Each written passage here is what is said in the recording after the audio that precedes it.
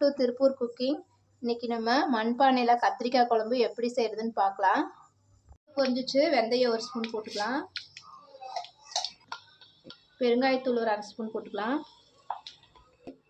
பெரிய வெங்காயம் 2 நீளமாக நறுக்கி வச்சுக்கிறேன், இதை போட்டுக்கலாம். இது கூட 10 பல் பூண்டு எடுத்து 2ஆக கட் பண்ணி வச்சுருக்கேன், அதையும் போட்டுக்கலாம்.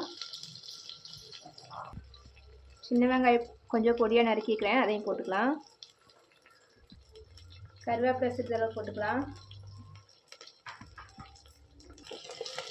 எல்லாத்தையும் நல்லா வணக்கிக்கலாம். மண்பானையில் செய்யறதுனால குழம்பு நல்லா டேஸ்ட்டாக இருக்கும். கத்திரிக்காய் குழம்பு.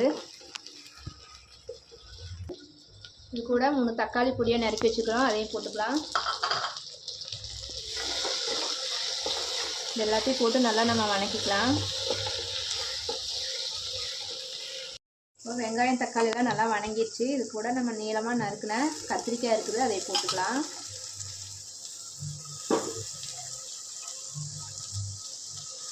உங்களுக்கு எந்த சைஸில் வேணுமோ அந்த மாதிரி நறுக்கிக்கலாம்.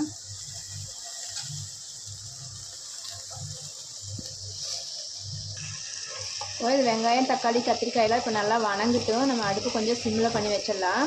அதுக்குள்ளே தேவையான தேங்காயை அரைச்சிடலாம்.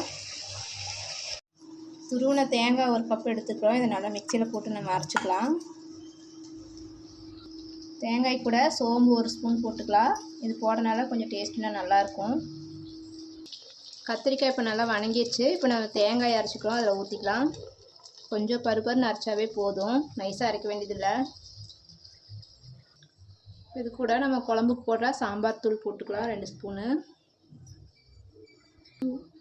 மஞ்சத்தூள் சிறிதளவு போட்டுக்கலாம். இது கூட சக்தி சாம்பார் தூள் சிறிதளவு போட்டுக்கலாம். ஒரு ஸ்பூன் அளவு போட்டிங்கன்னா சரியாக இருக்கும். கல்லுப்பு 1 ஸ்பூன் போட்டுக்கலாம். இதை தண்ணி ஊற்றி நல்லா கலக்கி விட்டுக்கலாம். இதை ஒரு 10 நிமிஷம் மூடி வைக்கலாம், நல்லா கொதிச்சு வரட்டும். குழம்பு இப்போ நல்லா கொதிச்சிருச்சு. இப்போ வந்து நம்ம அடுப்பை ஆஃப் பண்ணிடலாம். மண்பானையாக இருக்கிறனால ஆஃப் பண்ணாலும் ஒரு 5 நிமிஷம் கொதிச்சுட்டு தான் இருக்கும். கத்திரிக்காய் குழம்பு இப்போ ரெடி ஆயிடுச்சு. இது சாதம், இட்லி, தோசை எல்லாத்துக்குமே நல்லாயிருக்கும். இந்த வீடியோ உங்களுக்கு பிடிச்சிருந்தா லைக் பண்ணுங்கள், ஷேர் பண்ணுங்கள், சப்ஸ்கிரைப் பண்ணுங்கள். தேங்க்யூ.